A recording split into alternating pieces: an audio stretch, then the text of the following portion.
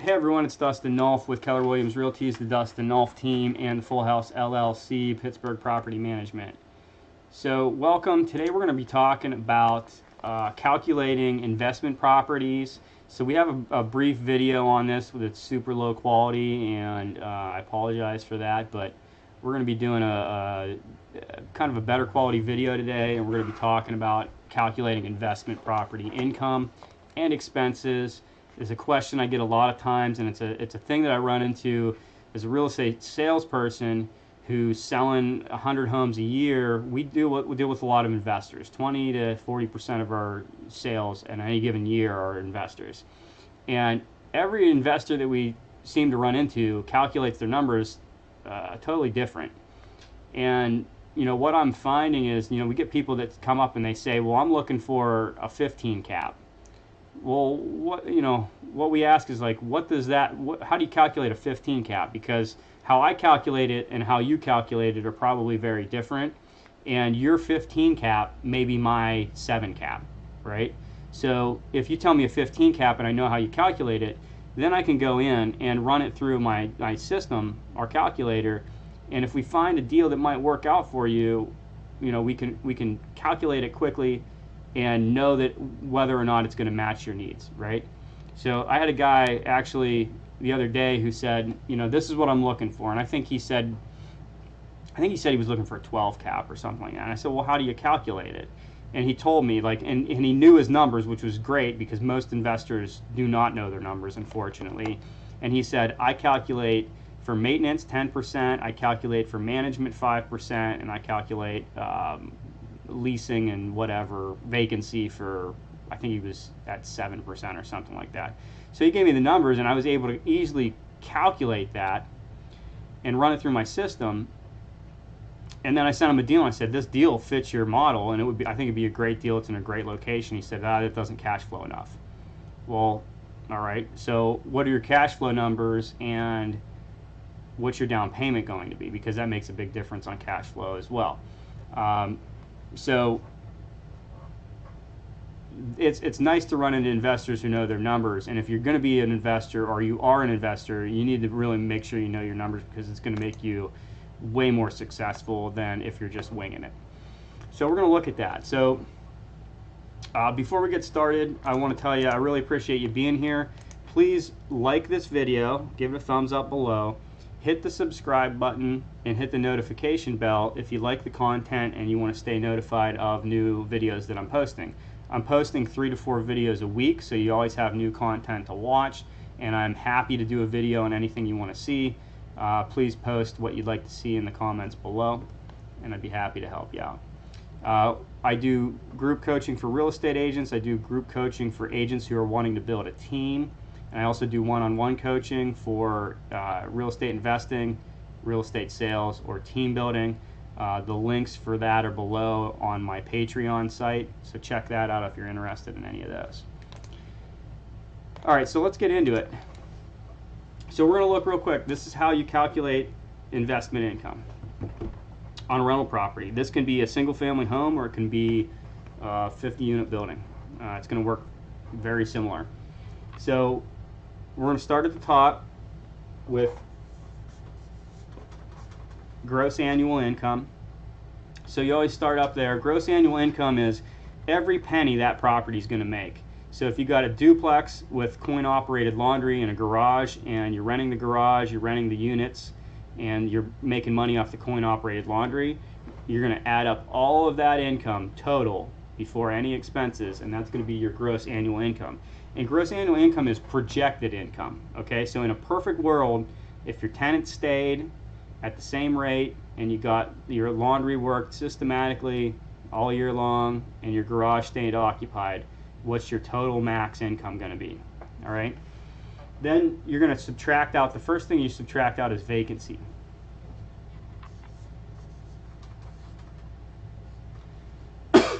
Now, vacancy, what I look at as far as vacancy goes, I'm starting to calculate vacancy to be more of, not only is it income lost due to vacant property, but I'm starting to look at it as, like, what are we going to have to put into that property for a turnover?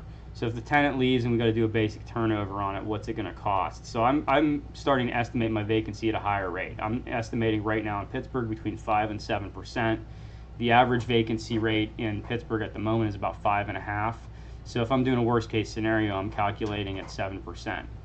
And what that is like, you know, if you got 10,000 here and you lose 5%, you lost $500, right? So it's a number, it's a percentage, and it's a number of the gross annual income. All right. So we'll put that down as an example. So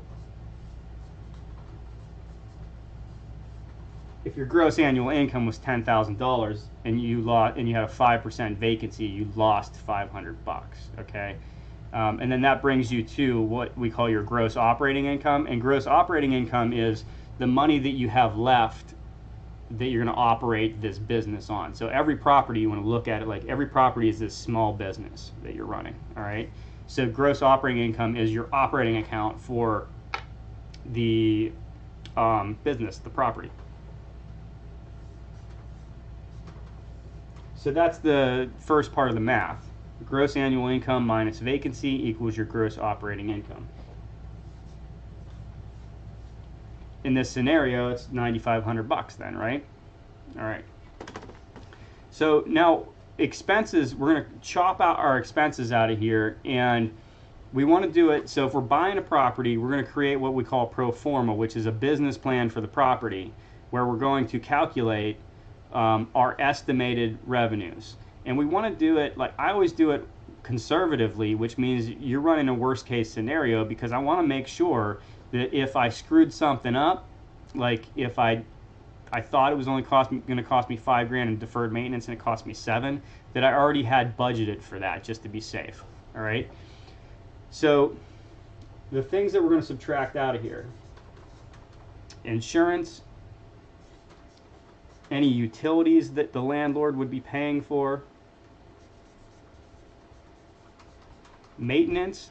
Now when I calculate maintenance, I'm calculating capital expenses as well as just kind of basic maintenance. So I lump it all into one thing. Now when you're doing your taxes, you're gonna want to separate. If you're doing a capital expense, that's something like you do a full-scale kitchen remodel. Like that's going to be a high cost thing that you're going to be able to, you know, deduct from your taxes and get depreciation on, I believe. So that's something you're going to track separately. Not separately, but as a separate line item. So maintenance, real estate taxes. I'm doing PM for property management fees. Leasing fees. Okay, so most property management companies don't just charge you a property management fee and that's the only fee that they charge you. All right, I run a property management company and I've talked to a lot of the Pittsburgh property management companies. They all charge leasing fees. So if you're an investor and you're coming in here and you're calculating your property management fee to be, like I've seen people calculate 5%, which is freaking nuts. Like no property management company is going to manage your property for only 5%. It's not going to happen. There's going to be more fees than that. So like if you come in and calculate your property management fee to be 10%, but that property management company is also going to charge you a leasing fee, like we charge first month's rent in most cases. Sometimes we discount it depending on the landlord, how many units they're giving us, the building, the location, the cost of the rental, that sort of stuff. But in a lot of cases, like if we're getting a single family home, that's the only the only thing that person wants us to manage, we're going to charge them first month's rent for the leasing fee. So if you look at first month's rent, if that property is leasing up, like let's say it's going through a tenant every 5 years, then you're looking at like almost 2% is what the leasing fee would be if you kind of prorated that over a 5-year period. So 2% for that, right? Most property managements have a renewal fee. Our renewal fee is only $150. So if the tenant is there for a year, the lease expires, and then we get them into a written renewal, it's $150 to do that renewal. So, so that might even bump the total leasing fee up a little bit over that time frame, depending on how it works out. In most cases, when we do a leasing renewal in our management company, we're also getting an increase in rent, which covers the renewal fee, plus it pays the landlord a little bit more in total income over the year. So it ends up being an advantage, like over time. Every time we do a renewal, we're getting more rent for the unit. So leasing fees, this is one thing that I see left out constantly in investment calculators. Like if you're hiring property management, there's going to be a leasing fee.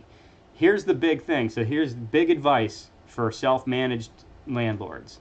If you're going to self-manage a property, you should buy that property and calculate for property management and leasing right now. Because if you want to get to the point where you have a large portfolio and you're making a ton of money off of rental properties, you are either going to have to hire property management through a third party, or you're going to have to hire somebody who's going to get paid by you to manage your properties, or you should be paying yourself to manage the properties, which is a separate line item. You create an income stream out of it, and that's a great way to do things if you're going to have the whole entity taxed as an S corp. But you want to calculate for this. So this is where I get the landlord who says, well, I'm looking for a 12 cap. And a 12 cap looks really nice when you're self-managing it, but whenever you hire property management and you end up paying your property manager 8 to 10% plus leasing fees, that 12 cap can turn into like a 6 cap real quick. And if you have a mortgage on it, you may not even be able to pay your mortgage. It may be negative cash flow after you hire management. So you should be calculating that from the get-go, all right? Even if you're going to hire somebody too, and I'll tell you, my experience with property management is we had to have, when we hit 40 units, we needed to hire one full-time person to be the property manager and leasing agent for 40 units, okay? And you're talking about, in Pittsburgh, the average property manager is paid, like, if they're entry level, it's like $40,000 to $45,000 a year. If they're experienced, it could be like up to $70,000 a year, depending on what they're responsible for. So you look at that, that's a huge chunk of your income. That might even be over this. So it may be more beneficial for you to hire a third-party management company than for you to try to keep it in-house, because you get it cheaper, and you'd also not have to deal with hiring and firing and creating systems and creating models and having accounting and all that other stuff in-house. So think about that and plan for it ahead of time. If there's any other expenses, that would go below here. So these are all, you're going to subtract all this stuff out. And then what you're left with is called net operating income, or NOI is how we abbreviate that. So that's what you're left with, your net operating income. So this, I'm going to tell you here real quick, for maintenance, on average, I'm budgeting 10%. So 10% of the gross annual income. When we say a percentage down here, it's of the gross annual income. All right. So I'm budgeting 10%, and that's assuming that this property is pretty much pristine. Like, we're buying a property that does not need any work whatsoever. We're going to plan that 10%. So 10% of $10,000 is $1,000 a year being put away into a maintenance escrow for when the maintenance items hit. So when that roof goes, 10 years or 15 years from now, we're going to have the money stashed away in a separate account because we were stashing it away systematically every month and preparing for that roof repair, okay? So now if you buy a property that's trashed, okay, I got a buddy that bought this place that, it was a good deal. They always look like good deals, right? So it was a good deal, needed a ton of work. It had tenants that were paying higher rent than they should have, which usually whenever you get a tenant and you get them to pay higher than market rate rent, they're not going to last very long. They last like a year and then they skip out because they realize that they're paying too much, or they stop paying you because they were a bad tenant in the first place, and of course they took a deal like that, or they took a raw deal because they couldn't find a place anywhere else. So he's got tenants skipping out, surprise maintenance items popping up. There's a lot of stuff that needs to be addressed in the property. Like, if you buy a fixer-upper and you didn't put all the money into it right off the bat, your maintenance expense might be like 20 to 25%. Like, I've had years with a couple of mine that were like, I shouldn't have bought them, or I should have calculated better, where I've spent all of my cash flow, 100% went right back into the property. Okay, so knowing what's going on with the property and calculating accurately from the get-go is going to save you from doing that. But if you did it, if you calculated it correctly from the get-go, then you know what you're getting into, right? So right now I'm using 10%, and I'm assuming that we got the place up to 100% on par. Everything's pretty much brand spanking new or in really good condition. And then we're going to put 10% away. I do, like when I buy a property, I like to put $2,000 to $5,000 into the maintenance escrow up front now. So right off the get-go, we're putting money in the maintenance escrow. So that's it. I hope that helped you. We do have an investment calculator sheet. I'm going to show you what it looks like real quick, actually. This is what it looks like. You punch the numbers in over here, and it spits out the other numbers here. It calculates your cap rate, your cash-on-cash return rate. I think I even put in a debt service ratio on it as well. It will calculate your true cash-on-cash return rate for the entirety of this. So this is at like a 20-year term is what this one's in here for. So this would be a true cash-on-cash return rate of 54.99% annually over the entire term of the loan on this property. So this can be downloaded on my Patreon site, which there's a link below. If you sign up for the real estate agent coaching, group coaching for $10 a month, you would get access to this.